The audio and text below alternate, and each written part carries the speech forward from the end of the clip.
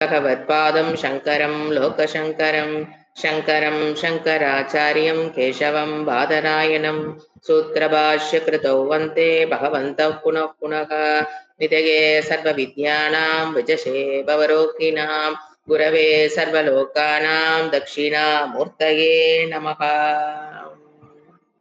ॐ सहना भवतु सहनौ भुनक्तु सह वीर्यङ्करवावहै तेजस्विनावधीतमस्तु मा विद्विषावहैः। ॐ शान्ति शान्ति शान्तिः। நம்ம சம்பிருத்வனேச்ச வரைக்கும் பார்த்திருக்கோம். ஓங்கிய புகழை உடையவர் ஆக இருப்பவருக்கு நமஸ்காரம். இது எல்லா புகழும் இறைவனுக்கு சொந்தமானது அப்படின்னு நம்ம சொல்றோம் பேச்சு வழக்குல. அது எப்படி லாஜிக்கா எப்படி புரிஞ்சுக்கிறது? நான் தானே கஷ்டப்பட்டு ஒரு வேலையை செஞ்சு வெற்றி பெறுகிறேன், அங்க எங்க வந்தாரு இறைவர்? அதுக்கு உண்டான அனுகிரகம் வேணா பண்ணியிருக்கலாம். நான் தானே கஷ்டப்பட்டேன்னு ஒரு அகங்காரம் ஒரு ஓரத்தில் நின்று நமக்கு சொல்லும். ஆனா உண்மையில் இந்த சரீரம் அதில் இப்ப நாம ஒரு செயலை செய்யறோம்னா அதுக்கு நம்ம உடலை உடல் தகுதியுற்றதாக இருக்கணும். அதுக்குண்டான கெப்பாசிட்டியில் அது இருக்கணும். இப்போ ஒரு புத்தி சக்தியில் ஒண்ணு கிரகிச்சுக்கிறீங்க அப்படின்னா அந்த புத்தியில அந்த இன்ஃப்ராஸ்ட்ரக்சர் இருக்கணும். நீங்க கொடுக்கறத அதை புரிஞ்சுக்கிற இன்ஃப்ராஸ்ட்ரக்சர் உள்ள அந்த சக்திங்கிறது புத்திக்குள்ள இருந்தா தான் நீங்க கொடுக்குற விஷயத்த புத்தி புரிந்து கொள்ள முடியும். அப்படி அங்கிருந்து ஆரம்பிச்சு உடல் ஆரோக்கியத்திலிருந்து ஒரு மனிதன் ஒன்றில் வெற்றி பெறுகிறான் என்றால் அது எங்கிருந்து ஆரம்பிக்குது? உடல் ஆரோக்கியத்தில் ஆரம்பித்து, உடலுடைய உறுப்புகளுடைய திறமைகள் ஆரம்பித்து, ஆரோக்கியத்தில் ஆரம்பித்து, இந்த சரீரம் உலகத்தில் பிறந்து விழுந்த போது the parents play very important role in brought up the சரீரம். அவங்களால இந்த சரீரம் வளர்ந்திருக்க முடியாது. இந்த மாதிரி பல விஷயங்கள், அதுக்கப்புறம் ஸ்கூல்ஸ், அதுக்கப்புறம் காலேஜஸ், அப்புறம் புக்ஸ், ரெஃபரன்ஸ், இந்த மாதிரி நம்மளுடைய ஒரு ஒட்டுமொத்த கூட்டு முயற்சியினால் தான் இந்த வெற்றியை நான் பெற்றேன்ங்கிறது ஒரு வெற்றி பெறும்போதும் ஒரு மனிதனுடைய எண்ணத்தில் இது வரணும். அப்பதான் கர்வம்ங்கிறது காணாம போயிடும். நான் ஒரு வாழ்க்கையில் ஒரு வெற்றி பெறுகிறேன் என்றால் அது முதல் வெற்றிக்கு நான் காரணம் அல்ல.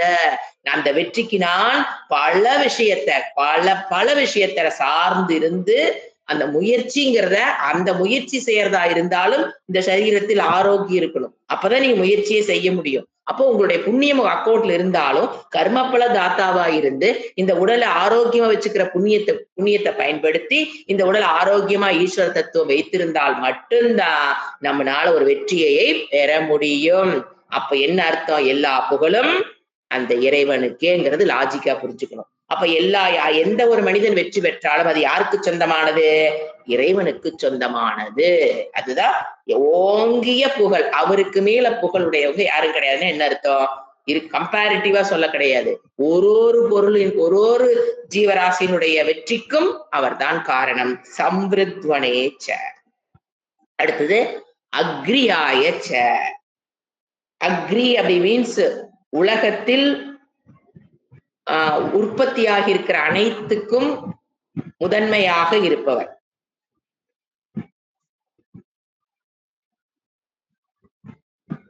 உலக அக்ரி, இந்த உலகம் எல்லாம் உற்பத்தி ஆவதற்கு முன்பே இருந்து, அக்ரிங்கிறது அக்ரேப்பா. அப்ப எப்படி இதை புரிஞ்சுக்கிறது?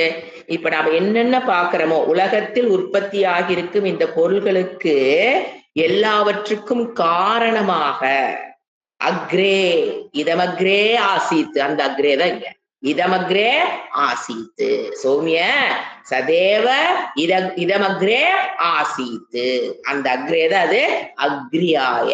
அப்ப இங்கு நம்ம பார்க்கிற பொருள்கள் எல்லாவற்றுக்கும் முதன்மையாக உற்பத்தி ஆவதற்கு முதன்மையாக அப்படின்னு என்ன காரணமாக அந்த பிரம்ம தத்துவம், அது அக்ரியாய. முதன்மையாக இருப்பவருக்கு நம்ம இங்கு தோன்றியுள்ள உற்பத்தியாகியிருக்கிற எல்லாவற்றுக்கும் முதன்மையான காரணமாக இருப்பதால் இது இருக்கிற எல்லாமே காரியம், அது காரண தத்துவமாக இருப்பதால அக்ரியாயச்ச. இப்ப ருத்ரனை என்ற பிரம்ம ரூபத்தில் இருக்கிற ருத்ரனை இங்கு வளர்த்துகிறோம். அடுத்தது பிரதமாயச்ச. பிரதம்னா இதே அதே அர்த்தம் தான். பிரதம்னா முதன்மையானவனாக இருப்பவருக்கு. இங்க முதன்மையானவங்கிறது மேல அக்ரேங்கிறது எல்லாவற்றுக்கும் முன்னே தோன்றதில்ல, முன்னே இருந்து சிருஷ்டி ஸ்திதி பண்றதுனால அக்ரியாயன்னு பார்த்தோம். பிரதமாய அப்படின்னா முதலில் தோன்றிய தேவதைகளுக்கு தலைவனாக இருக்கிறார். அதுதான் பிரதமாய. எல்லாவற்றுக்கும் முதன்மையானது. இப்ப இரண்டாவதுல என்ன அர்த்தம் எடுத்துக்கணும்? தேவதைகளுக்கு சிவன், விஷ்ணு, பெருமா விஷ்ணு, முப்பெரும் தேவதைகள். அதுக்கப்புறம் ஹிரண்ய கர்ப்ப தத்துவத்திலிருந்து ஆரம்பிக்கணும் நம்ம. அப்பதான் உங்களுக்கு கரெக்டா ஒரு ஈஸ்வர தத்துவத்திலிருந்து ஆரம்பிச்சு பெருமாளு, சிவனு, பிரம்மா, இவங்கள் இருந்து முப்பெரும் தேவர்கள் இருந்து அதுக்கப்புறம் தோன்றிய எல்லா தேவதைகளுக்கும் முதன்மை பிரதமாய. அத பிரதமாய, முதன்மையாக இருப்பவனுக்கு நமஸ்காரம். அடுத்தது ஆஷவே. ஆஷவே மீன்ஸ் சர்வவியாபி, எங்கும் வியாபித்து இருப்பவருக்கு நமஸ்காரம். அப்ப ருத்ரன் எங்கும் வியாபித்திருக்கிறார்னு நமக்கு எப்படி புரிஞ்சுக்கிறது? ஈஸ்வர தத்துவமாக பிரம்ம தத்துவமாக இருக்கிற ருத்ரனா புரிஞ்சுக்கிறேன். ருத்ரனா நீ கோயிலுக்கு போறீங்க, அங்க சிவபெருமான லிங்கத்துல பாக்குறீங்க, சிங்கலிங்கம் அங்கதான் இருக்கு. இப்ப நம்ம வீட்டுல லிங்கம் இல்லையே, எப்படி சர்வவியாபின்னு புரிஞ்சுக்கிறது? இங்க சொல்றது சிவ தத்துவம் அல்ல. ஏன்னா அவர் எங்க இருக்கா? உருவத்துடன். ஒரு அரூபமாகனா கூட லிங்கத்துக்கு நீங்க உருவம் அல்லதுன்னு சொன்னா கூட எல்லா சிவலிங்கம்ங்கிறது எதை குறிக்கும் தெரியுங்களா? எல்லா உருவங்களையும் போட்டு உருட்டுனா ஒரு உருப்பு ஷேப்பர், அதுதான் லிங்கம்னு சொல்றோம். அதுல இருந்துதான் எல்லா தோன்றுகளும். கோல்டு பிஸ்கட் அதுல இருந்தானே எல்லாம் வருது. அதுதான் அந்த இண்டிகேஷன் ஆஃப் சிவலிங்கம்ங்கிறது. அரூபம் கிடையாது. ஏன்னா அங்க ஒரு ரூபம் நம்ம பாக்குறோம். அரூபம்ங்கிறது வேற. இது எந்தவித அங்கங்களும் இல்லாத ஒரு நிலை தான். சிருஷ்டியில் தோன்றிய ஒரு நிலையை குறிக்கிறது சிவனுடைய லிங்க ரூபம். அப்போ இங்க என்ன சொல்றாங்க? அந்த எங்கும் வியாபித்திருக்கிறது அப்படிங்கும் போது லிங்கத்துக்குள் இருக்கிற சிவபெருமான் அல்ல, ஈஸ்வர தத்துவம், பிரம்ம தத்துவம். அதத்தான் இங்க சிவபெருமான் ரூபத்தில் இருக்கிற ஈஸ்வர தத்துவம் தான் ஆஷவே, எங்கும் வியாபித்து இருப்பவர். அப்படின்னா யாரது? ஈஸ்வர தத்துவம், பிரம்ம தத்துவம் தான். அடுத்தது அஜிராய. அஜின ஸ்பீடுங்க. இப்ப இங்க படைக்கப்பட்ட இதுல வேகமாக செல்லக்கூடியதாக எது? இப்ப காற்று, நீர், அந்த மாதிரி உயிரற்ற விஷயத்தில் வேகமாக நீங்க எங்கெங்க வேகத்தை பாக்குறீங்களோ, ஸ்பீடு, அந்த ரூபமாக இருக்கிறார். நீங்க எங்க பாக்கலாம்? இப்ப தண்ணி மேல இருந்து இப்ப வாட்டர் ஃபால்ஸ் எல்லாம் பாக்குற பாத்தீங்களா? எங்கிருந்து எங்க உழுகுது, அப்ப என்ன ஸ்பீட்ல வருது அந்த வாட்டர் ஃபால்ஸ். சோ எங்கெங்க நீங்க வேகத்தை பாக்குறீங்களோ அது உயிரற்றது. உயிர் உள்ளது குதிரை எவ்வளவு ஸ்பீடா ஓடுது, பேந்தர் என்ன ஸ்பீடா ஓடுது, ஒரு மான் அதுக்கு மேல ஓடும், அப்பதான் தப்பிக்க முடியும். சோ இவ்வளவு வேகமாக செல்லக்கூடிய ரூபத்தில் இருப்பவருக்கு நமஸ்காரம். சீக்கிரியாய, இதுதான் வேகம். அஜிராயனா வேகமாக செல்பவருக்கு. இது அந்த வேகமாக செல்லக்கூடிய அந்த உயிருள்ள உயிரற்ற அது. சீக்கிரியாயனா வேகமாக இயங்கிக் கொண்டிருப்பவனுக்கு. அதுக்குள்ள எல்லா உயிரற்ற உயிருள்ள பொருள்களில் இயங்கிக் கொண்டிருப்பவன். அது ஃபர்ஸ்ட் பொருள், ரெண்டாவது அந்த ஆப்ஜெக்ட் குறிக்குது முதல்ல. அடுத்தது இது வேகமாக வேகமாக இயங்குது பாத்தீங்களா, அதற்குள் இருந்து கொண்டிருப்பவனுக்கு அர்த்தம். அந்த வேகத்துக்கு காரணமாக அர்த்தம். ஒரு பொருள் வேகமா போகுதுன்னா அது பொருள் ஃபர்ஸ்ட் சொன்னோம். அது என்னது? அஜ்ராய், ஸ்பீடா போற பொருளாக இருக்கிறார். அந்த பொருள் வேகமாக போற பொருளுக்குள்ள அது இயக்கத்துக்கு காரணமாக. இப்போ காற்று அதற்கு காரணம், நீர் அதற்கு காரணம், அப்படி புரிஞ்சுக்கணும். சீக்கிரியாயினா காற்று, நீர், குதிரை அதற்கு காரணமாக. இதெல்லாம் என்னது? காரியம், அப்படி புரிஞ்சுக்கணும். அடுத்து ஷீபியாய. ஷீபியாயினா வேகமா போறதுல 2-3 உதாரணங்கள் சொல்றாரு. ஷீபியாயினா வெள்ளம், காற்றாற்று வெள்ளம் சொல்றோம் பாத்தீங்களா? அது மாதிரி வெள்ளம் வரும்போது நம்ம என்ன பாக்குறோம்? ஒரு ஸ்பீட்டை பாக்குறோமா இல்லையா? அந்த ஸ்பீடாக ஷீபியாய் ஓடிக்கொண்டிருக்கும், வேகமாக ஓடிக்கொண்டிருக்கும் நீர்னா காற்றாற்று வெள்ளம் தான் நம்ம பார்க்க முடியும். ஸ்பீடா அடிச்சுட்டு போகுது பாத்தீங்களா? வீடு, மரம் எல்லாத்தையும் வேரோட அப்ரூட் பண்ணி எடுத்துட்டு போகுது பாத்தீங்களா? அது வெள்ளம். அதுதான் ஷீபியாய. அடுத்தது நம ஊர்மியாய. அலை. ஊர்மியா அலையாக இருப்பவர். கடல்ல இருக்கிற அலை பாத்தீங்கன்னா சுனாமில என்ன ஸ்பீட்ல வருது, எல்லாமே ஸ்பீடா இருக்கிற பொருளாக இருப்பவருக்கு உதாரணங்கள் 4-5 கொடுத்துட்டே வராரு.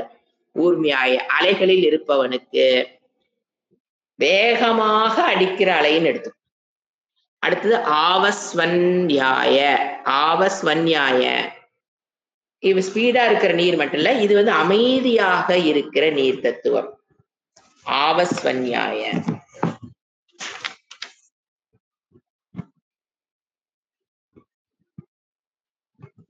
அமைதியான நீர்நிலை. எது? குளம், ஏரி, அதெல்லாம் தண்ணி எப்படி நிக்குது? அமைதியா. அப்படி அமைதியாக இருக்கிற நீர்நிலையில் இருப்பவருக்கு அந்த ரூபமாக எடுத்துக்கணும்.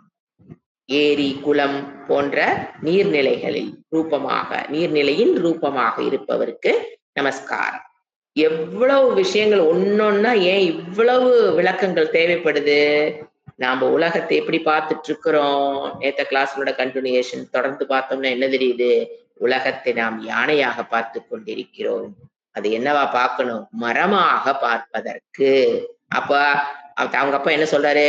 காலை தொட்டு கொடுத்து யானையினோட துதிக்கையை தொட்டு இது பாரு, இது பாரு, இது மரம் வாழைத்தொடு, அது மரம் துதிக்கையை தொடு, அது மரம் காலத்தொடுங்கிற மாதிரி ஒரு விஷயத்தையும் சிந்திக்க சிந்துதான் விபூதி யோகம். இங்க இருப்பது அனைத்தும் ஈஸ்வரனை தவிர்த்து வேறல்லங்கிறது எளிதாக புரிந்து கொள்ள முடியாதுன்னு இறைவனுக்கு நன்கு தெரியும். அதனாலதான் இத்தனை விஷயங்களை சொல்றாரு. ஒரு விஷயங்களா அப்ப ஸ்பீடா போறதுன்ட்டு அப்புறம் அமைதியா இருக்கிற நீர்நிலைகளும் அதனுடைய சொரூபம், அதற்கு காரணம் நான் தான். அடுத்தது நம ஸ்ரோதஸ்யாய. ஓடை, அதாவது சிறு நீரோடை. அங்க பாத்தீங்கன்னா பெருசா நீர் போகாது, வெள்ளம் வராது, சிறு நீரோடையாக.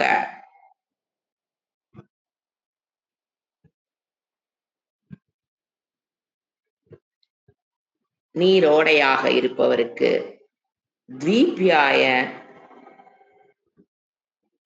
சிறு தீவுகளில் ரூபமாக இருப்பவருக்கு நமஸ்காரம்.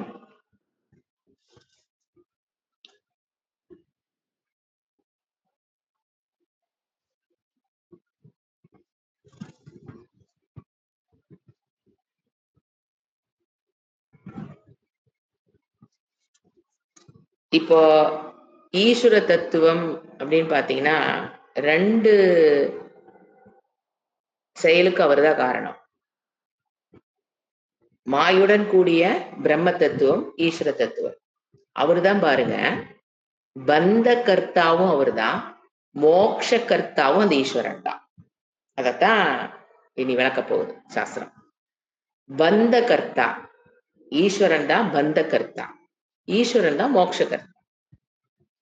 பந்த கர்த்தான என்ன? இந்த உடலோடு என்னை சம்பந்தப்படுத்தி இந்த பிறப்பை கொடுத்து இந்த உடல் நான்கிற எண்ணத்தை கொடுத்ததே ஈஸ்வரன் தான். அத பந்த கர்த்தா. அப்ப தோணும், எதுக்குங்க ஈஸ்வரன் இந்த வேலையை செஞ்சாரு? இந்த உடலை போய் நானே எடுக்க வச்சுட்டாங்க, இத்தனை கஷ்டம். இதை செய்யலாமா ஒரு கடவுள்? இதை செய்யலாமா? அவர் அவ்வாறு இந்த உடலோடு என்னை இணைத்ததற்கு காரணம் நான். அந்த செயலை செய்தவர் தான் அவரு. அதற்கு காரணம் யாரு? நான் என்னங்க பண்ணேன்? நான் முற்பிறவியில் செய்த புண்ணிய பாப்பத்தை கழிக்கணும். கர்மா பிளான், கர்மா நியதி. அப்போ நமக்கு மூட்டையில, முதுகு மூட்டையில என்ன இருக்குது? பாப்ப புண்ணிய மூட்டை இருக்கு. அதை கழிக்கணும்னா ஒரு சரீரம் இருந்தா தான் நீங்க கழிக்க முடியும். வெறும் சூக்ஷ்ம சரீரத்தில் மட்டும் சுத்திட்டு இருந்தோம்னா எப்படி கழிக்கிறது? அப்ப அவர் என்ன பண்றாரு? உங்களுடைய சூக்ஷ்மத்தை ஒரு ஸ்தூலத்தோட இணைக்கிறார். அது எப்படி இணைக்கிறாருங்கிறது நம்ம கர்மா பிளான்ல பார்த்திருக்கோம். அந்த மூட்டையில வந்து அதிகமான பாபம் இருந்தா அதோ ஜென்மம், அதிகமான புண்ணியம் இருந்தா தேவதா சரீரங்கள், மிக்ஸ்டு 50% பாப்பம் 50% புண்ணியம்னா மனித சரீரத்தோட நம்மளை இணைக்கிறார். இணைச்சிட்டு சரி ஓகே, இணைக்கும் போதே அஜ்ஞானங்கிறது ஒண்ணு கொடுக்காம, பந்தம் தான், அஜ்ஞானம் தான் நம்மளை பந்தப்படுத்துது. அப்ப அஜ்ஞானம் இல்லாம நினைச்சிருக்கலாம்ல. யோசிச்சு பாருங்க, பிறக்கும் போதே ஒருத்தன் ஞானியா பிறந்துட்டா எப்படி அணுவிக்கு போறான் அவன்? ஈஷாவாசியம் இதகும் சர்வம் தெரிஞ்சதுக்கு அப்புறம் புண்ணிய பாபம் மூட்டை ஒரு பசு கூட உன்னால் கழிக்க முடியாது. ஏன்னா அந்த புண்ணிய பாப்பம் கழிச்சாதான் இந்த சரீரத்தை விட்டு நம்ம அடுத்த சரீரத்துக்கு போக முடியும். சோ இணைக்கிறாரு பந்த கர்த்தா. என்னை சம்சாரத்தோடு, என்னை அஜ்ஞானத்தோடு இறைவன் இணைக்கிறார். ஆனா அதுக்கு காரணம் நான் செய்த புண்ணிய பாப்பம். அதனால எங்கிட்ட இருக்கிற புண்ணிய பாப்பத்தை கழிப்பதற்காக இறைவன் என்னை இந்த சரீரம் நான் என்கிற எண்ணத்தை கொடுத்து என்னை சம்சாரத்தோடு என்னை பந்தப்படுத்துகிறார். சரி, ஓகே, பந்தப்படுத்திட்டாரா? ஒரு நம்மளுடைய புண்ணியம் என்ன பண்ணுவாரு? புல்லாய் பூடாய் பிறக்க வச்சு அந்த பாப்பத்தை எல்லாம் கழிக்க வச்சு எப்படியாவது மனித சரீரத்துக்குள்ள கொண்டாந்து விட்டுருவாரு. அவரோட பிளான், மாஸ்டர் பிளான் என்னன்னு கேட்டீங்கன்னா, எந்தெந்த சரீரத்தை கொடுத்தா அவ பாப்ப க்ஷயமாயிட்டே வரும், எப்ப மனித சரீரத்தை இவளுக்கு கொடுக்கலாம் அப்படிங்கறக்காகத்தான் எல்லா சரீரம் கொடுக்குறாரு. நீங்க புல்லா பிறந்திருந்தீங்கன்னா அதுக்கு ஒரு காரணம் இருக்கும். அதுல ஏதோ ஒரு பாப்பத்தை கழிச்சு வந்திருப்பீங்க. ஒரு மாடா பிறந்திருக்கிறன்னா அதுல ஒரு சில பாப்ப க்ஷயமாயிட்டே இருக்கும். க்ஷயமாகி 50-50 எதை கொடுத்துட்றாரு அவரு. அப்பாடா இவ போய் பொழைச்சுக்குவா அப்படின்னு சொல்லி எந்த சரீரத்தை கொடுத்திருக்காரு? இப்ப அனுப்பிச்சிருக்காரு நம்மள மனித சரீரத்தை கொடுத்து அனுப்பிச்சிட்டாரு. இது அவரோட பிளான் தான். இங்க வந்ததுக்கு அப்புறம் இது பந்த கர்த்தா. மோட்ச கர்த்தா யாருதான்? அவர் தான். அப்போ இந்த மோட்ச கர்த்தானா இப்ப இந்த மனித சரீரம் கிடைச்சிருச்சு.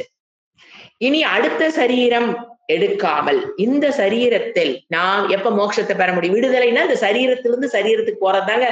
அதுல இருந்து விடுபடுறதுக்கு பேர் தான் மோட்சமே. விடுதலை ஃப்ரம் பர்த் அண்ட் டெத். அப்ப மறுபடியும் சரீரம் எடுக்காமல் கஷ்டப்படாம இருக்கணும் அப்படின்னா நம்ம மோட்சத்தை பெறணும். அந்த மோட்ச கர்த்தாவும் அவர் தான். எப்படி? இப்போ நம்ம இந்த சரீரத்தை எடுத்துட்டோம். அப்ப சரீரம் எடுத்ததுக்கு அப்புறம் இந்த சரீரத்துல மறுபடியும் என்ன பண்றோம்? நம்ம புண்ணிய பாப்பத்தை ஆட் பண்ணிக்கிட்டு போறோம்.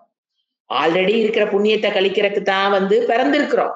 இந்த சரீரத்துல பிறந்ததுக்கு அப்புறம் மறுபடியும் என்ன பண்ணிக்கிட்டே இருக்கிறோம்? புண்ணிய பாவத்தை மறுபடியும் ஆட் பண்ற ஆகாமி கர்மம்னு சொல்றோம்.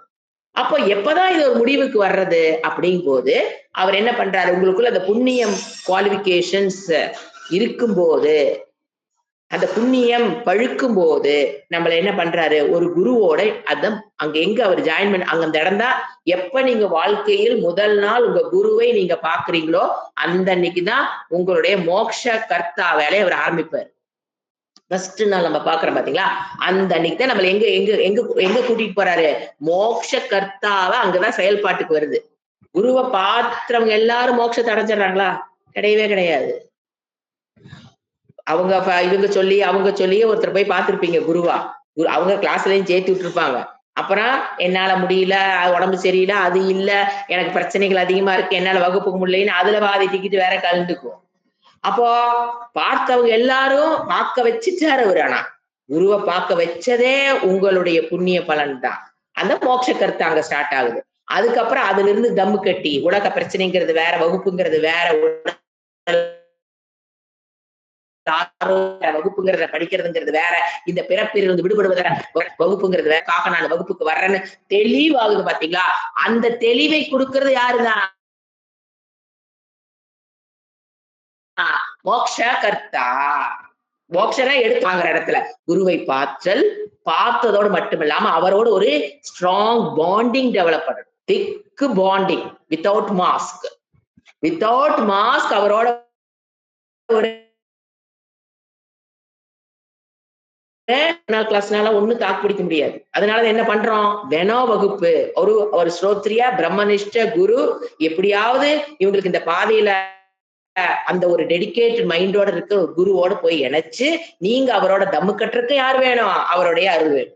அப்ப தம்மு கட்டிட்டு வரீங்க. அப்புறம் சொல்லி கொடுக்கறது அடுத்து பெரிய இம்பார்ட்டன்ட் அடையது குவாலிபிகேஷன். ஏதோ ஒரு குவாலிபிகேஷன் நம்ம லேக் ஆயிருக்கும். அந்த குவாலிபிகேஷனை பெறுவதற்கு உண்டான முயற்சி செய்றீங்க பாத்தீங்களா? அந்த முயற்சி செய்யக்கூடிய சக்தி, தவம், அதை கொடுக்கறது யாருதான்? அவருதான். தவத்தை செய்யற நீங்க நினைக்கிறீங்க, அதற்குண்டான சக்தி கொடுக்கறது யாரு? அவருதான். மோட்ச கர்த்தாங்கிறது உங்களோட குவாலிபிகேஷனை கொடுத்து நீங்க வேணும்னு கேட்டு முயற்சி செய்யும் போது அவருக்கு சக்தி தான் கொடுப்பாரு. அவரே மண்டை குழந்தைல இப்படி குவாலிபிகேஷன் போட மாட்டார். நீங்க முயற்சி பண்றீங்க, அப்ப அவரு அந்த சக்தியை கொடுக்கிறார். அப்புறம் குவாலிபிகேஷனை பெற்றதுக்கு அப்புறம் சப்ஜெக்ட் முதல்ல புரியணுமே. அப்ப அந்த புரியறதுக்கு உண்டான பிரெயின்ல என்ன இருக்கணும்? அந்த இன்ஃப்ராஸ்ட்ரக்சர்ஸ் இருக்கணும். What are the infrastructures inside your brain to understand shastra? Vocabulary தெரிஞ்சிருக்கணும். அதுதான் இன்ஃப்ராஸ்ட்ரக்சர்ஸ். அந்த வார்த்தைக்கு என்ன மீனிங் சொல்றாரு அப்படிங்கிறது மூளைக்குள்ள இருக்கிற ஒரு இன்ஃப்ராஸ்ட்ரக்சர். அந்த இன்ஃப்ராஸ்ட்ரக்சரை முதல்ல கொடுக்கணும். கொடுத்தாதான் குரு என்ன பேசுறாருன்னு புரியும், இல்லைன்னா புரியாது. சோ அதுக்கு என்ன வரும்? லாங்குவேஜ் வேர்ட்ஸ், லாங்குவேஜ் ஸ்கில் இருக்கலாம், ஒரு மெமரி பவர், இதெல்லாம் தான் இருந்தது நீங்க கண்டினியூ கிளாஸ் போக முடியும். போன கிளாஸ் என்ன சொல்லி கொடுத்தான்னு தெரிஞ்சாதான் இந்த கிளாஸ்ல நீங்க ஃபாலோ பண்ண முடியும். சோ அந்த மெமரி ரீட்டைன் பண்றது, அண்டர்ஸ்டாண்டிங், அதை ரீட்டைன் பண்றது, மறதி இல்லாமல் அதை புடிச்சுக்கிறது, தம்மு கட்டி புடிச்சுக்கிறது, இதெல்லாம் என்னது இன்ஃப்ராஸ்ட்ரக்சர் ஆஃப் த பிரெயின். அதை கொடுக்கறது யாருதான்? அவருதான். சோ மோட்ச கருத்தாக கடைசியில் இருக்கிற அந்த ஒன்ன மட்டும் நினைச்சு கூடாது. குருவை பாக்குற அன்னையிலிருந்து நீங்க மோட்சம் அடைகிற அத்தனா பாதையிலும் அவருடைய அருள் இல்லாமல் நம்ம அந்த பாதையில டிராவல் ஆக முடியாது. Even though if you have புண்ணியம், ஏன் புண்ணியம் நான் படிக்கிறேன் அப்படி அல்ல. அதை பழுக்கு அந்த இடத்துக்கு அது பயன்பட செய்யணும் இல்ல அந்த புண்ணியத்தை. அதுக்குதான் இறை வழிபாடு அப்படிங்கிறது ரொம்ப முக்கியம். ஒரு நம்ம அன்னைக்கு சொல்லும்போது சொன்னாங்க, எனக்கு சாண்டிங்னா வரமாட்டேங்குது. ஒன்னே ஒண்ணு ருத்ரமா இருக்கிறதுனால சாண்டிங் பத்தி நான் சொல்லலாம்னு நினைக்கிறேன். ஒன்னே ஒண்ணு நினைச்சுக்குங்க, எனக்கு வந்து அதுக்கு டைம் இல்ல, எனக்கு அது வரமாட்டேங்குது. இந்த மாதிரி சில ரீசன் சொல்றீங்க. எனக்கு வயசாயிடுச்சு, இல்ல எனக்கு வந்து லாங்குவேஜ் ப்ராப்ளம், நான் வந்து ஹிந்தியில படிச்சேன், இப்ப நீங்க தமிழ் டிரான்ஸ்லேஷன் புக்கு, சமஸ்கிருதம் தெரியும், எதையோ ஒண்ணு சொல்றீங்கன்னு வச்சுக்கோங்களேன். You are having so much of valid reason உங்ககிட்ட இருக்கு, ஒத்துக்கிறேன். ஆனா ஒண்ணு திங்க் பண்ணுங்க, என்னால முடியாத ஒரு விஷயத்தை இறைவன் எனக்கு கொடுப்பாரா? இறைவன் எங்க கொண்டு வச்சிருக்கீங்கன்னு பாருங்க. இறைவன் என்ன சொல்றாரு? இந்த இந்த கர்மகாண்டத்தில் கொடுத்த ருத்ரம்ங்கிற சாண்டிங் ஏங்க நாம என்ன மனுஷங்க ஐயர் கண்டுபிடிச்சுன்னா நினைக்கிறீங்க? இறைவனோட வாக்கு. ருத்ரம்ங்கிறது இறைவனோட வாக்கு. அப்ப அந்த ருத்ரத்தை என்னால, ருத்ரம் இல்ல புருஷ சூக்தி, ஏதோ ஒண்ணு சாண்டிங், வேத மந்திரம், அதுல வேற சில ரெஸ்ட்ரிக்ஷன்ஸ் வேற வச்சுக்குவீங்க. எனக்கு வந்து வேத மந்திரம்லாம் வேண்டாம், எது சகஸ்ரநாமம் மட்டும் போதும், சகஸ்ரநாமம் மட்டும் வேண்டாம், எனக்கு வேத மந்திரம் மட்டும்தான் வேணும். இந்த மாதிரி உங்களுக்குள்ள பல. அப்போ ஒண்ணே ஒண்ணு புரிஞ்சுக்கணும், என்னால முடியாத விஷயத்தை இறைவன் கொடுத்து அதை நீ செய்யின்னு சொல்ற அளவுக்கு இறைவனை தாழ்த்திராதீங்க. அப்படிப்பட்டவர் அல்ல. உங்களுக்கு மேல உங்களுடைய வாழ்க்கையில கருணை உள்ளம் கொண்டு நம்மளை எப்படியாவது காப்பாத்திருந்தா இத்தனை சரீரத்தை கொடுத்து, மனித சரீரத்தை கொடுத்து, குருவை கொடுத்து, அதுக்குண்டான இன்ஃப்ராஸ்ட்ரக்சரை கொடுத்து, ஹெல்த்தை கொடுத்து, இத்தனை அவருடைய கருணையால் நடந்து பெற்று கொண்டிருக்கிறது. அப்போ உங்களுக்குள்ள என்ன சாண்ட் பண்ற சக்தி கடவுள் கொடுக்கலன்னு இறைவனை பிளேம் பண்றீங்க. எனக்குள் சாண்ட் பண்ற சக்தியை எனக்கு மட்டும் கொடுக்காமல் சில பேர்த்து கொடுத்திருக்காருன்னா, அப்ப நீங்க அவர் என்ன சொல்றீங்க? பார்சியாலிட்டி பாக்குறவருங்கிறீங்க. இறைவன் மேல அடுக்கடுக்கா குறைகள் சொல்லிக்கிட்டே இருக்கிறீங்க. என்னால முடியாதுங்க போது இறைவனை தான் குறை சொல்றீங்க. அப்ப அவர்களுக்கு எல்லாம் கொடுத்திருக்காங்க, எனக்கு கொடுக்கலிங் போதும் இறைவனை குறை சொல்றீங்க. Please don't do that mistake. என்ன தெரியுங்களா சொல்லணும்? எனக்கு சோம்பேறித்தனம் இருக்கு, எனக்கு இதுக்கு முக்கியத்துவம் எனக்கு தெரியல, இப்படி சொல்லுங்க, அது கரெக்ட். எனக்கு அதோட முக்கியத்துவம் தெரியலன்னு ஓப்பனா சொல்லுங்க, அது கரெக்ட். எனக்கு முடியலிங் போது யார பிளேம் பண்றீங்க? உங்களை படைத்த இறைவனை பிளேம் பண்றீங்க. மனுஷங்களை குறை என்னது அக்குசேஷன் ஆஃப் பகவான். உலகத்தில் இருக்கவங்களை அக்குசேஷன் பண்ணி பண்ணி ஜஸ்ட் லைக் தட் எங்க போயிடறோம் நாம. அதுக்குண்டான எனக்கு வந்து சக்தி உடல் இல்லைங்கிறது, நான் நோய்வாய்ப்பட்டவள் நம்மளை கற்பனை பண்ணிக்கிறது, எதையோ நீங்க சொல்லும் போது பார்த்தா எனக்கு பக்குங்கும்.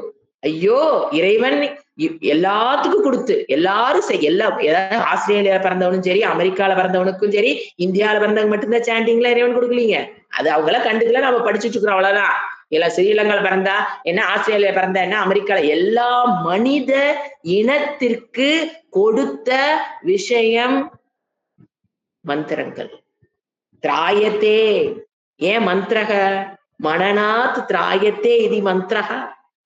அந்த அர்த்தம் தெரிஞ்சு அதெல்லாம் பேசிட்டு இருக்க மாட்டோம். மனனா திராயத்தே இது மந்திரக. திராயத்தே நம்மளை காப்பாத்துற விஷயம். மனநாத்து திராயத்தே இது மந்திரக. அப்ப தன்னை காப்பாற்றிக் கொள்ளக்கூடிய, நம்மை காப்பாற்றிக் கொள்ளக்கூடிய விஷயம் மந்திரம் ஆச்சுங்களா? அது மனிதனுக்காக இறைவன் கொடுத்திருக்காரு. சரியா? அப்ப எப்படி நீங்க சொல்றீங்க எனக்கு ரெஸ்பான்சிபிலிட்டி அதிகம், எனக்கு நேரம் இல்ல, அச்சக்கா பொச்சக்கா ஏதோ ஒரு காரணம்? அது தவறு. என்ன சொல்லணும் இனிமேலு? எனக்கு சோம்பேறித்தனம்னு சொல்லுங்க, இல்ல எனக்கு அதோட வேல்யூ தெரியலன்னு சொல்லுங்க, ஒத்துக்க. டைம் இல்லைன்னு சொல்லாதீங்க. அப்ப என்ன சொல்றீங்க? இறைவன் எனக்கு காலத்தை கொடுக்கல. எல்லாத்துக்கும் 24 மணி நேரம் தாங்க கொடுத்திருக்காரு. இப்ப எங்களுக்கெல்லாம் வந்து சாண்டிங் கத்துக்கிட்டோம், வேதாந்தம் கத்துக்கிட்டோம் அப்படின்னா ஒரு 20 வருஷம் 25 வருஷம் நான் இதுல டிராவல் ஆயிருக்கேன்னா எனக்கு என்னங்க ஒரு 5 மணி நேரம் சேர்த்தியாங்க தினம் கொடுத்தாரு. அதெல்லாம் கிடையாது. சோ அந்த வேல்யூ தெரியலன்னு சொல்லுங்க. என்கிட்ட சோம்பேறித்தனம் இருக்குன்னு சொல்லுங்க. கரெக்டான பாயிண்ட். இது 2 தவிர எதுவுமே கிடையாது. அது என்ன உடல் ஆரோக்கியம்? உடல் ஆரோக்கியம் இப்ப தொண்டை போச்சு. 15, 20 நாள் முடியவே இல்ல. இப்ப நீ முடியுதா இல்லையா? அப்ப ஒரு ஆரோக்கியங்கிறது கொஞ்ச நாள் கெடும். அதுக்காக நம்ம அதை விட்டு நான் வெளியில வந்துடுறோமா என்ன? திருப்பி நம்ம உள்ள வந்துடுறோமா இல்லையா? உடல் ஆரோக்கியத்தினாலதான் நான் முடியலைங்கிறதெல்லாம் தப்பு. அதெல்லாம் தப்பு. சோ என்ன சொல்ல வரேன்னா, ருத்ரம் கத்துக்கிறோம் அப்படின்னா, இட் இஸ் ஃப்ரம் பகவான்ஸ் இது வந்து பகவானுடைய வேர்ட்ஸ். எந்த மனிதனிலிருந்து மூளையில இருந்து வந்தது கிடையாது. இது எல்லாருமே சேன் பண்ணணுங்கிறதுக்காகத்தான் இறைவன் கொடுத்திருக்காரு. அப்ப என்னால சேன் பண்ண முடியலன்னு நான் நினைச்சேனா, பியோர் அகங்காரம், ஈகோ. அதை தவிர வேற எதுவும் காரணம் கிடையாது. ஈகோ தான் உங்களை என்ன பண்ணுது? ருத்ரத்தை சேன் பண்ணாம வைக்குது. ருத்ரம்னா இல்ல, எனி சாண்டிங். ஏன் கணபதி அதர்சீஷம் அதுக்காக இருக்கிற சாண்டிங் எல்லாம் கத்துக்குன்னு சொல்லல. மினிமமா ஒரு சாண்டிங். அதை தினம் அபியாசம் பண்ணு. ஒரு நாள் கத்துக்கிட்டேன் ருத்ரம் தெரியும்னு சொல்லிட்டு மூடி வச்சிடலாமா? என்ன பண்ணிட்டே இருக்கணும்? அபியாசம். மந்திரத்தை என்ன பண்ணிக்கிட்டே இருக்கணும்? அபியாசம் பண்ணிக்கிட்டே இருக்கணும். ஏதோ ஒரு மந்திரம். ஒன்னே இதுதான் சொல்லணுங்கிறது அல்ல. எதையோ ஒண்ணு தினம் 1 மணி நேரம் 2 மணி நேரமாவது நம்ம எது கொடுக்கணும்? மந்திரத்துக்கு கொடுக்கணும். அப்பதான் மனனா திராயத்தை என்னை அது காப்பாற்றும். மந்திரம் என்னை எதுலீங்க காப்பாற்றும்? எல்லா விஷயத்திலும் காப்பாற்றுங்க. நீங்க நினைக்காத விஷயத்தில அது காப்பாத்திடுங்க. ஏன்னா திராயத்தே வேர்டு வருது. மந்த்ரா திரா வருது பாத்தீங்களா? அந்த திராங்கிறது என்னது? திராயத்தே காப்பாற்றும் உங்களை. ஆனா நீங்க என்ன சொல்றீங்க? அதெல்லாம் எனக்கு ஆகாது. அந்த டைம் எல்லாம் என்னால் கொடுக்க முடியாது. உங்களை இப்ப எப்படி காப்பாற்றிக் கொள்வது? நம்ம செஞ்ச பாவம் பாருங்க, எங்க அத கூட நம்மள ரிலீஃபா நம்ம பாவம் வச்சு அமுத்துது. நம்ம செஞ்ச பாவம் எங்காவது மந்திரத்தை சொல்லி தப்பிச்சிருவாளான்னு வச்சு அமுத்துது. இன்டெலிஜென்டா என்ன பண்ணணும்? தப்பிச்சுக்கிட்டு தெரிச்சு வெளியில வந்து கத்துக்குங்க, சொல்லுங்க. சரிங்களா? அது சகசநாமா இருந்தாலும் சரி, மந்திரமா இருந்தாலும் நான் இதுன்னு சொல்லவில்லை. சாண்டிங்கிறது என்னால முடியலைங்கிற வார்த்தை உங்களுடைய ஈகோ காமிக்கிறதே தவிர, இறைவன் அப்படிப்பட்ட விஷயத்தை மனிதனுக்கு, மனிதனால் முடியாத விஷயத்தை மனிதனுக்கு கொடுக்க மாட்டார். ஏன்னா இதெல்லாம் மனிதர்கள் கொடுத்தது அல்லவா? அப்ப சிந்திச்சு பாரு. எதுக்கு சொல்றேன்னா, ருத்ரம் படிக்கணும் அப்படின்னா என்ன பண்ணணும்? சாண்டிங்ல இருக்கவங்களுக்கு தான் இது பயன்பட போகுது. ருத்ர மீனிங் எனக்கு தெரியும், தெரிஞ்சு வச்சு என்ன பண்ண போறோம்? சரிங்களா? இட் சுட் பி அபியாசம். அடுத்தது ஷஷ்ட அனுவாகம். ஜேஷ்டாய.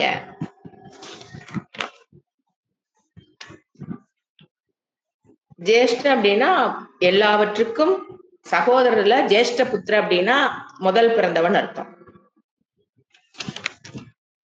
மூத்தவராக இருப்பவருக்கு நமஸ்காரம். காரண ரூபமாக இந்த உலகத்திற்கு முதலில் தோன்றியவராக ஈஸ்வர தத்துவத்தை எடுத்துக்கலாம்.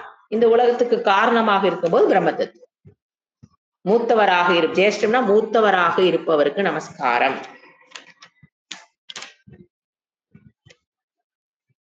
அதிஷ்டான ரூபமாக இருப்பவருக்கு நமஸ்காரம். அடுத்து ஜேஷ்டத்துக்கு அப்புறம் உடனே வருது என்னது? கனிஷ்டாய.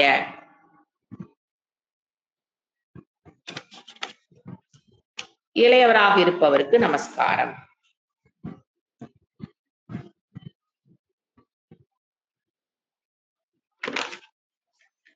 இப்ப ஜேஷ்ட கனிஷ்ட அப்படிங்கும்போது ஆசிரம அப்பார்ட் ஃப்ரம் த கிளாஸ் நான் சொல்றேன்.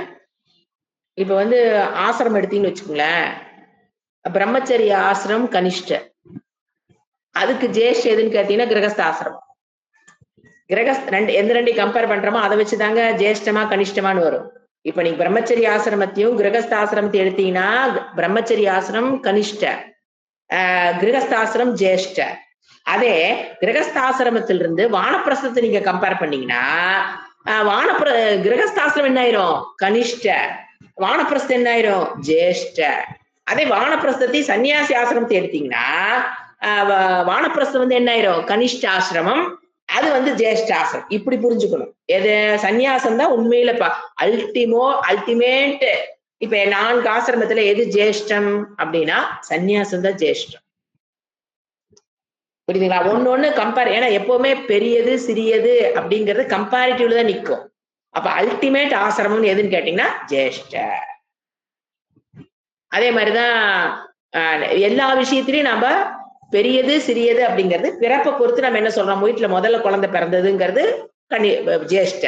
மூணாவதா பிறக்கும் போது அதை என்ன சொல்றோம், கனிஷ்ட புத்திரை புத்திரக. அப்படி புரிஞ்சுக்கணும்.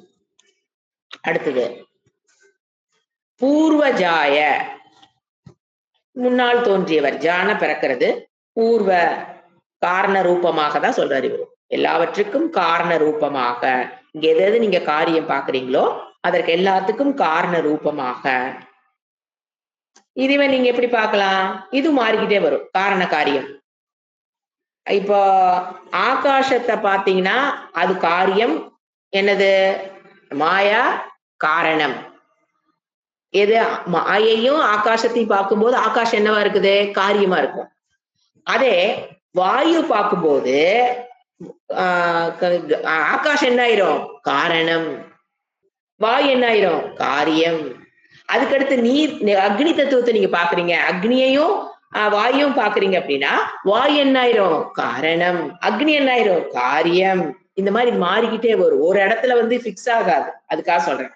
இப்ப பூமி தத்துவத்தை பாத்தீங்க அப்படின்னு பாத்தீங்கன்னா, பூமி தத்துவம் எல்லாத்துக்கும் என்னது, இந்த அந்த 5 பூதங்களுக்கு அது கடைசி காரியம். அப்படி புரிஞ்சுக்கணும். காரிய காரண ரூபமாக இங்க இருக்க அனைத்தும் என்னதான் இருக்குது, உலகமே ஒரு இடத்துல சங்கராச்சாரியர் உலகத்துக்கு டெபினிஷன் கொடுப்பார், காரிய காரண ரூபம் தாண்டா உலகம். டெபினிஷனே அவர் அவ்வளவுதான். ஒன்னா அது என்னவா இருக்கும், சில இடத்துல அது காரியமா இருக்கும், சில இடத்துல பார்க்கும்போது சில வியூ பாயிண்ட் அது காரணமா இருக்கும், சில வியூ பாயிண்ட் இப்ப எப்படி, இப்ப வாயுன்னு பாத்தீங்கன்னா ஆகாசத்தை பொறுத்த வரைக்கும் அது காரியம், அக்னி பொறுத்த வரைக்கும் அது காரணம். ஓ, எது எல்லாமே என்னதான் காரிய காரண ரூபம். அத பூர்வஜாய.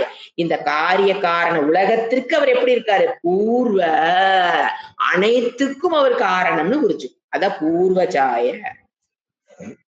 அனைத்து இறைவனை தவிர்த்து, பகவானை தவிர்த்து வேறல்ல. அடுத்தது பூர்வஜாய ச அப்பரஜாய. அப்புறம்னா கடைசியில் தோன்றியது. பூர்வங்கிறது முதல், அப்பரங்கிறது நம்ம லயக்கர்த்தா. இந்த உலகம் எல்லாம் சென்று அப்பரஜாய, இறுதியில் எந்த உருவத்தில் போய் முடிந்து. இப்ப நீங்க லயம் பார்க்கும்போது பாத்தீங்கன்னா சாஸ்திரம் என்ன சொல்லுதுன்னா, ஒன்னொன்னு ஒண்ணுக்குள்ள ஒடுங்கிட்டு வரும். இப்ப இந்த பூமி தத்துவம் எதுல போய் ஒடுங்கும், அதுக்கு அடுத்து இருக்கிற 5 தத்துவம் படிச்சீங்களா, ஆகாஷாத் வாயு, வாயோர் அக்னி, அக்னி ஆபகா, ஆப்பே பிருத்திவின்னு படிச்சோம். எது சிருஷ்டி ஆகும்போது. லயமாகும் போதீங்கன்னா எல்லாமே ரிவர்ஸ்ல போகும். இப்ப இந்த பூமி, இப்ப நம்ம பார்த்துட்டு இருக்கிற இந்த பூமி எதுக்குள்ள ஒடுங்கும், ஃபர்ஸ்ட் எடுத்தோன்னே காணாம அப்படியே புஷ்ன்னு காணாமலாம் போகாது. அது ஒரு இவர் படிச்சிருப்பேன் ஒரு மந்திரத்துல, ஒரு ஸ்லோகத்துல ஒரு ஆச்சாரியர் சொல்லுவாரு, அது வந்து 100 வருஷத்துக்கு மழை இல்லாமல் அல்லது 100 வருஷத்துக்கு வெறும் மழையா பெஞ்சுதான் அது அழிய ஆரம்பிக்கும். அப்படி பல வருடங்கள் தொடர்ந்து. அப்போ அதுக்கு முன்னால் இருக்கிற இப்போ பிருத்திவி தத்துவம், அதற்கு முன்னால் இருக்கிற தத்துவம் எது, அதில் போய் ஒடுங்கும். புரிஞ்சுங்களா? ஆபக பிருத்திவி, அப்ப ஆபக நீராக மாறும் இந்த பூமி.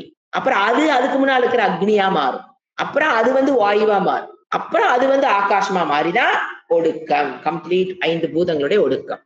அதான் அப்பரஜாய. இந்த மாதிரி அப்பரஜாய காலாக்னி தத்துவத்தில் இருந்து அப்பரஜாய, உலகத்தின் இறுதி ரூபமாக இருப்பவருக்கு நமஸ்காரம். மத்தியமாய, இந்த ரெண்டுக்கு நடுவுல, இப்ப நம்ம படிச்சோம் இல்லைங்களா, இந்த ரெண்டுக்கு நடுவுல உலகம் தோன்றுதல் உலகம் மறைதல், இந்த ரெண்டுக்கு நடுவுல இருக்கிற மத்தியமாய எல்லாவுமாக இருப்பவருக்கு நமஸ்காரம். சிருஷ்டி ஸ்திதி லயம். ஃபர்ஸ்ட் சிருஷ்டி சொன்னாரு, அப்புறம் லயத்தை சொன்னாரு, இப்போ ஸ்திதி காரணமாக இருப்பவருக்கு நமஸ்காரம். மத்தியம் என்ன, சிருஷ்டிக்கும் லயத்துக்கு இடைப்பட்டது என்னது, ஸ்திதி. அத மத்தியம். மத்தியம்ங்கிற வேர்டு ஸ்திதியை குறிக்குது. அப்போ இந்த உலகம் ஸ்திதி ஆவதற்கு காரணமாக இருப்பவருக்கு நமஸ்காரம். இடைக்காலத்தில் என்னென்னவா இருக்காரு அவரு, தேவரா இருக்காரு, மனுஷரா இருக்கா, தாவரமா இருக்கா, செடி கொடியாக இருப்பவருக்கு நமஸ்காரம். ஜகன்யாய மத்தியாய,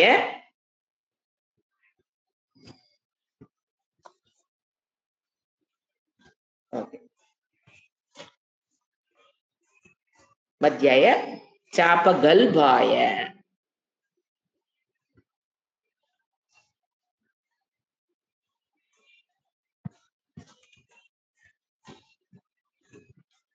மத்யாய சாபகல்பாய.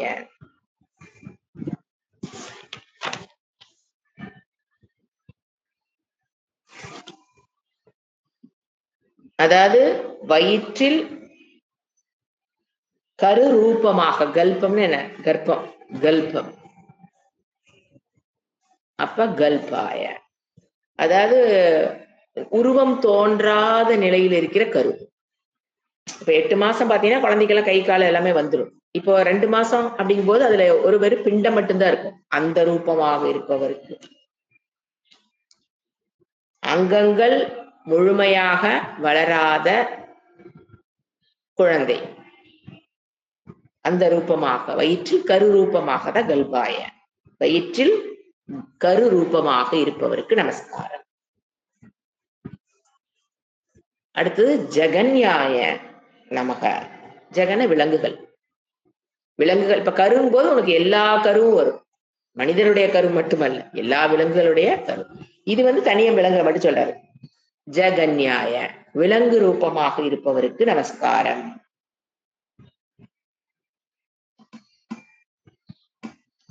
புத்னியாய மரம், மரம் ரூபமாக செடி கொடி தாவரை எல்லாமே இன்க்ளூட் ஆயிரும்.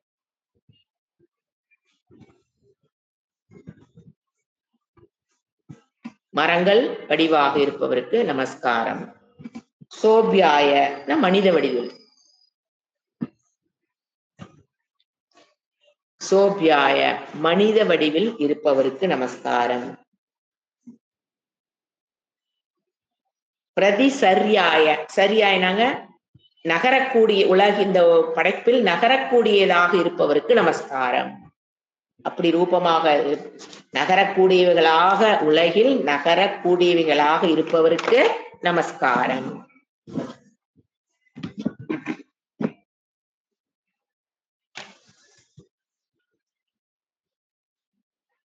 யாம்யாய யமலோகம், யமலோகத்தில் இருப்பவராக இருப்பவருக்கு நமஸ்காரம்.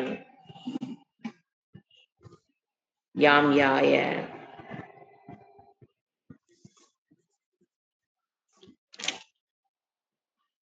யமலோகத்தில் இருப்பவராக உள்ளவருக்கு நமஸ்காரம்.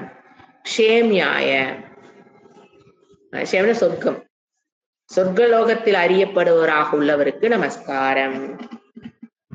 சொர்க்கலோகத்தில் அறியப்படுபவராக, அங்க இருக்கிற தலைவன் இந்திரனாக எல்லா ரூபம் இருப்பவருக்கு நமஸ்காரம். அத ஷேம்யாய. அடுத்தது உர்வர்யாய,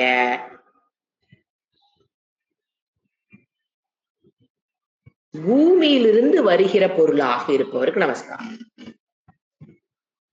பூமியிலிருந்து வருகின்ற பொருள்களாக இருப்பவருக்கு நமஸ்காரம்.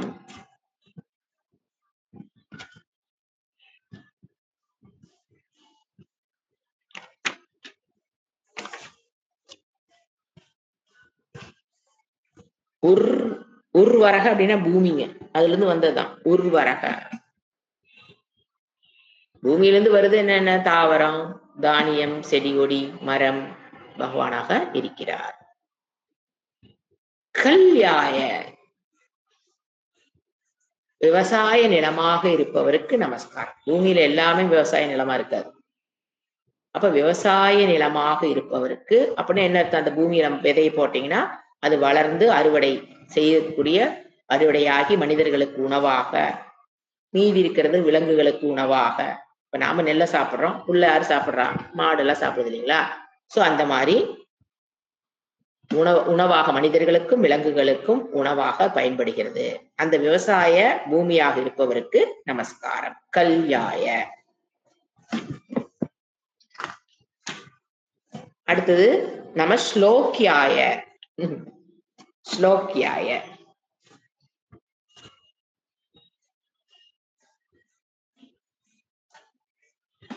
ஸ்லோகாக வேதத்தில் உள்ள, அதாவது ஸ்லோகம்னாங்க வேதத்தில் உள்ளவராக இருப்பவருக்கு நமஸ்காரம். வேதாந்தத்தில் இருப்பவராக உள்ளவருக்கு நமஸ்காரம்.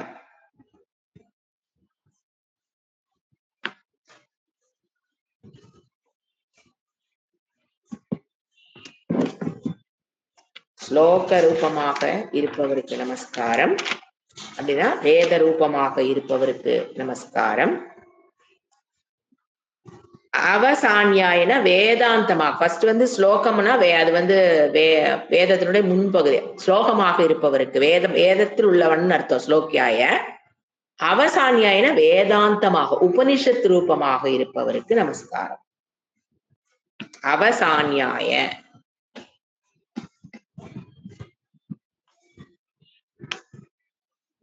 இப்ப நீங்க பூர்வ காண்டத்துல பாத்தீங்கன்னா தேவதைகள் மந்திரங்கள் அந்த ரூபமாக இருப்பவரும் அவர்தான்.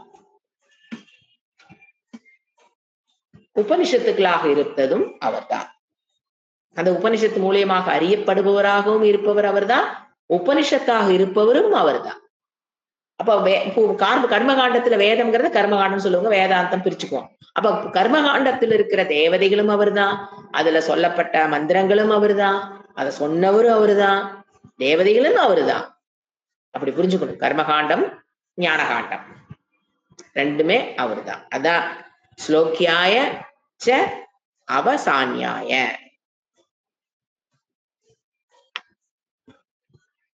அடுத்தது வன்யாய, வனமாக இருப்பவர். வனம் ஃபாரஸ்ட். வனமாக இருப்பவருக்கு வன்யாய. வனமாக இருப்பவருக்கு நமஸ்காரம். அடுத்தது கக்ஷியாய, அந்த வனத்தில் உள்ள மரமாக இருப்பவருக்கு நமஸ்காரம். கக்ஷியாய, அந்த வனத்தில் காட்டில் உள்ள மரமாக உள்ளவருக்கு நமஸ்காரம்.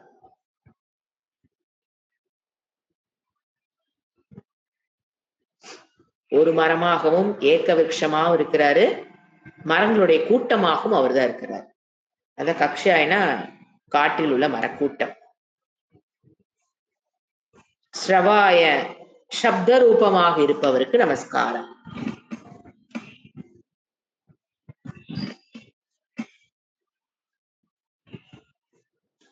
ஸ்ரவ, ஸ்ரூயத்தை இது ஸ்ரவன் சொல்லுவோம். ஸ்ரூயத்தன சப்த ரூபமா, அதாவது சப்தம் சவுண்ட். சப்தம் இல்லாம எந்த மொழியும் கிடையாது இல்லைங்களா? எல்லா மொழிக்கு எது ஆதாரம்? சப்தம். எல்லா மொழியாகவும் இருக்கிறார். எல்லா சப்தம் விலங்குகள் உண்டு பண்ற சப்தம் மொத்தத்துல நாத ரூபமாக, ஒரே வேர்டு சப்த ரூபமாக எல்லா மொழியையும் அறிந்தவராக சப்த ரூபமாக இருப்பவருக்கு நமஸ்காரம். அடுத்து பிரதிஸ்ரவாய, அது வந்துங்க என்ன சொல்றது, எதிரொலியாக இருப்பவருக்கு நமஸ்காரம்.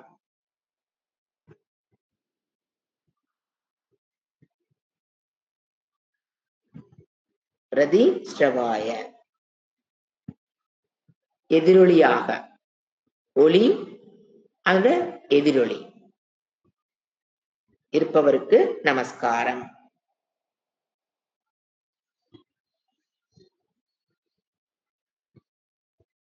ஆசுஷேனாய, ஆசுன சீக்கிரம், அப்ப விரைவாக நகர்கிற படை ரூபமாக உள்ளவனுக்கு நமஸ்காரம். ஆசுஷேனாய, சேனாய, ஆசுன சேனாயன தளபதி, விரைவாக நகர்ந்து சென்று கொண்டிருக்கிற படைக்கு படையாக, அதாவது படை ரூபமாக எடுத்துக்கணும். படைக்கு தலைவன் சொல்லக்கூடாது, படை ரூபமாக இருப்பவருக்கு நமஸ்காரம்.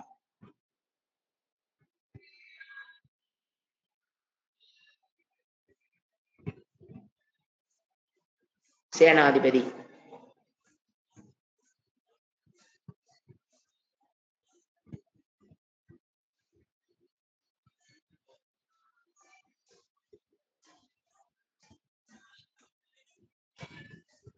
ஆசுஷேனாய ச ஆசுரதாயச்ச, அடுத்த வேர்டு ஆசுரதாயச்ச.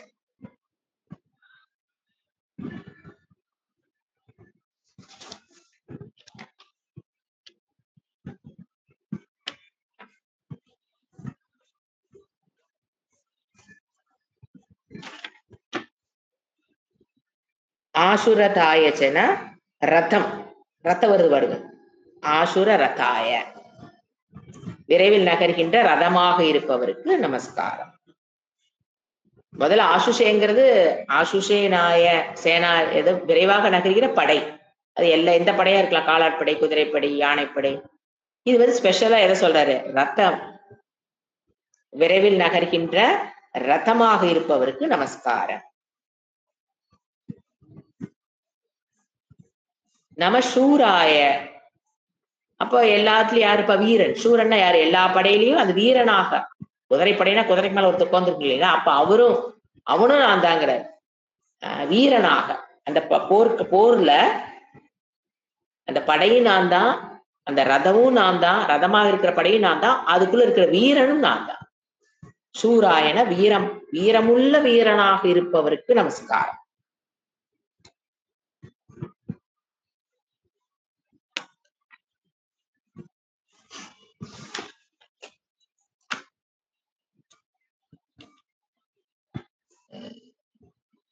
அதாவது எதிரிகளுடைய கோட்டையை தகர்ப்பனாக, வீரனாக இருப்பவருக்கு நமஸ்காரம். யுத்தத்தில் தைரியமாக உள்ளவனாக இருப்ப வீரனுக்கு நமஸ்காரம். அந்த படையினுடைய வியூகத்தை தெரிந்து, ஏன்னா ஸ்பீடா போறான் அப்படின்னா என்ன அர்த்தம், முன்னேறி கொண்டு போறான்னு அர்த்தம். அதனால ஸ்பீடு ஆசு, ஒரு படை விரைந்து செல்லுதுன்னு என்ன அர்த்தம், வெற்றியை நோக்கி போற, பின்னோக்கி செல்றான் தோக்குறான்னு அர்த்தம். அதனாலதான் இப்படி பாசிட்டிவா சொல்றாரு. முன்னோக்கி செல்கின்ற படை, வேகமாக செல்லுகிற படை, அதுல இருக்கிற வீரன் எப்படிப்பட்டவனா இருக்கான், எல்லா வியூகங்களையும் தெரிஞ்சவனா இருக்கிறான்.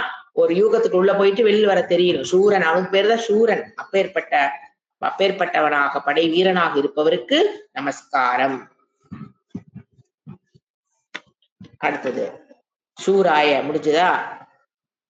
அடுத்தது அவபிந்ததேச்ச, எதிரிகளின் கோட்டையை தகர்ப்பவனாக இருக்கிற அந்த வீரன். அந்த வீரன் எப்படிப்பட்ட வீரன், ஃபர்ஸ்ட் வீரன்ட்டாரு.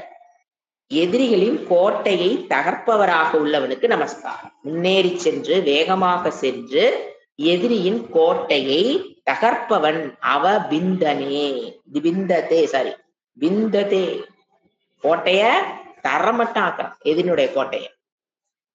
அப்படிப்பட்டவனுக்கு நமஸ்காரம். அவபிந்ததே. வர்மினே, வர்மினேனாங்க அந்த பாதுகாப்பு கவசம். அந்த வீரன் இவ்வாறு முன்னேறி செல்றான் அப்படின்னா அவனை எது பாதுகாக்குது, அதோட கவசம். வர்மினே, பாதுகாக்க, அந்த வீரனுடைய பாதுகாக்கும் கவசமாக.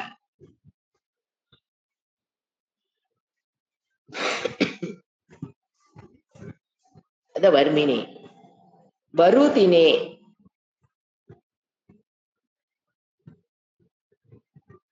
அந்த தேரோட்டி தான் முன்னால வந்திருப்பான் இல்லைங்களா.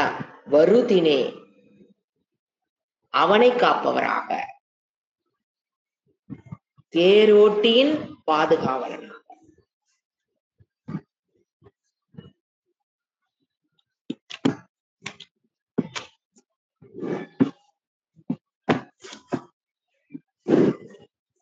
பில்மினே, தலைக்கவசமாக. வீரர்கள் அமைந்து ஹெல்மெட் சொல்றோம் இல்லைங்களா, அந்த மாதிரி வீரர்கள் என்ன போட்டிருப்பாங்க, தலைக்கவசம். தலைக்கவசமாக இருப்பவனுக்கு நமஸ்காரம். வர்மினேங்கிறது இங்க இதுல போட்டுக்கிறது உடம்புல, இது தலைக்கவசம். வில்மினே,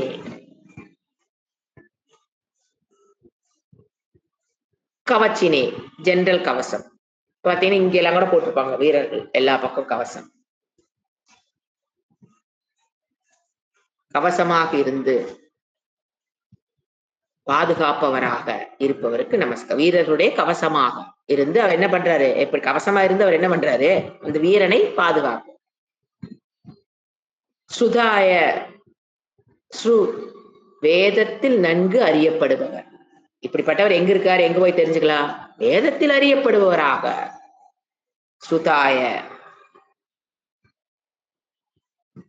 வேதத்தில் நன்கு அறியப்படுவராக உள்ளவருக்கு நமஸ்காரம். நமக சேர்த்திக்கிட்டே வரணும் எல்லாத்துக்கும், நமக நமக நமக.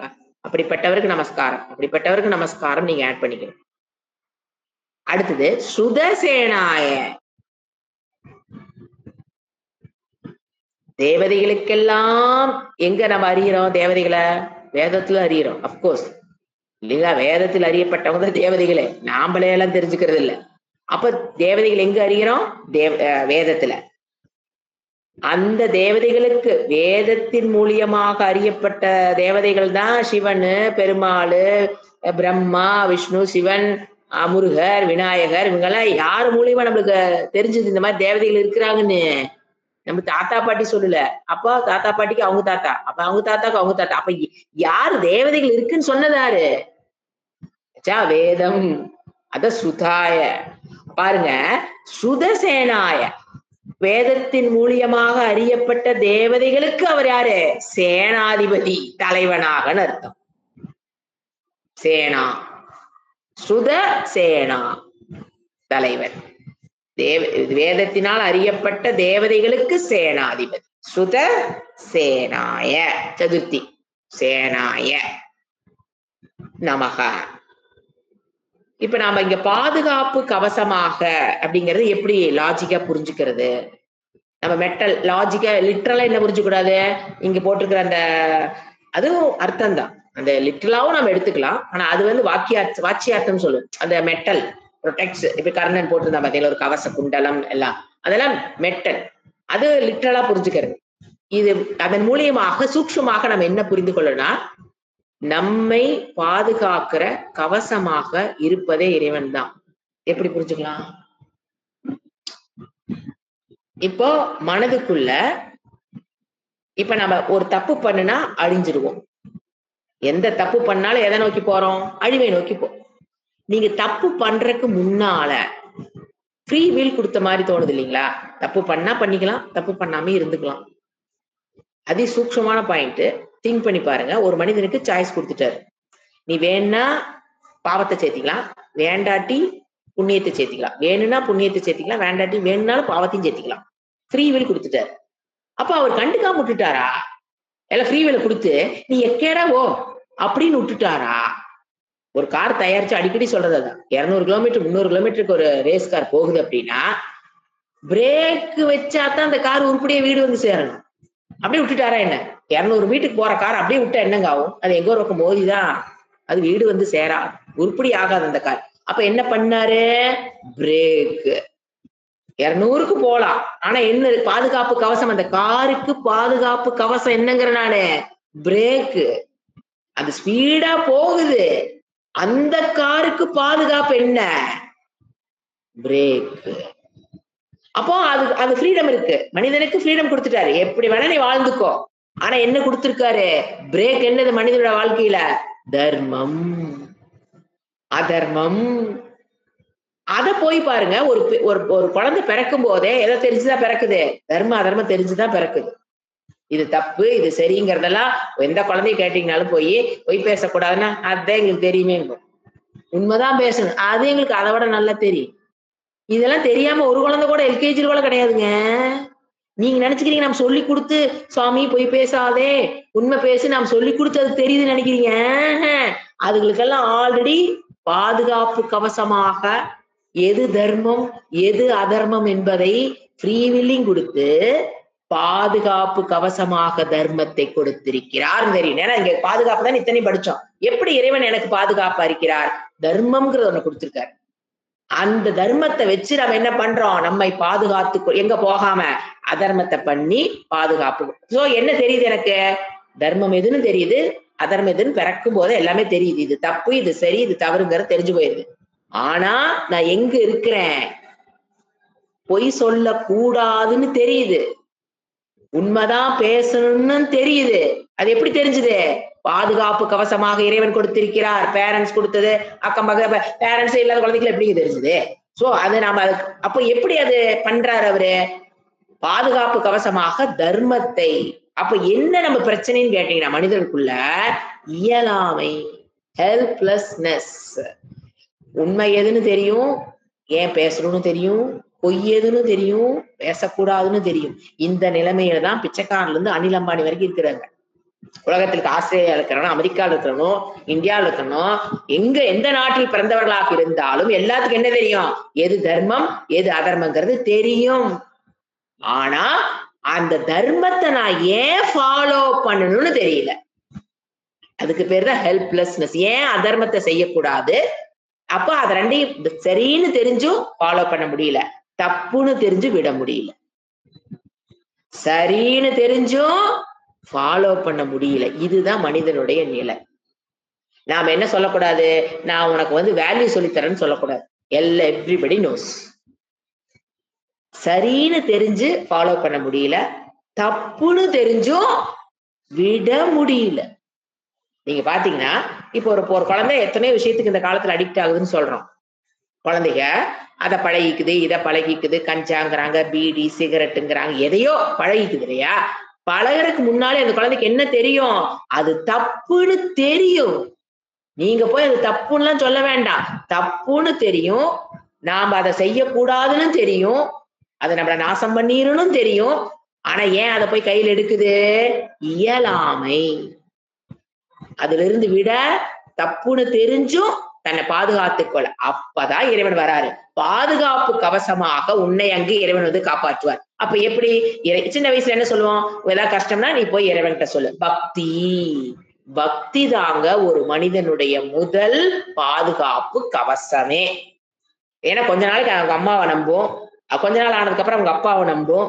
2 பேர்த்துட்டு இருக்கிற குறைகளை பாக்குற வயசு அடலசென்ட். அடலசென்ட் ஏஜ்ல அந்த குழந்தை அப்பாட்டு இருக்கிற தப்பையும் பார்க்கும், அம்மாட்டு இருக்கிற இயலாமையும் பார்க்கும். அம்மாட்டு இருக்கிற இயலாமையும் பார்க்கும், அப்பாட்டு இருக்கிற இயலாமையும் பார்த்ததுக்கு அப்புறம் தான் அது எந்த ஏஜ்ல வருது அடலசென்ஸ்ல கண்டுபிடிச்சிடும். கண்டுபிடிச்சதுக்கு அப்புறம் இவங்க 2 பேரும் வேஸ்ட்னு தோணிடும்.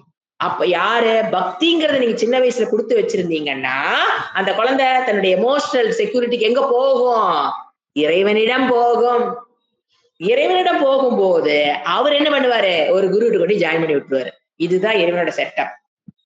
முதல்ல அம்மா அபயம் கர்த்தா, அதுக்கப்புறம் கொஞ்சம் பெருசானதுக்கு அப்புறம் அப்பா தான் வெளியில போறா சம்பாதிக்கிறார், அப்பா அபய கர்த்தா.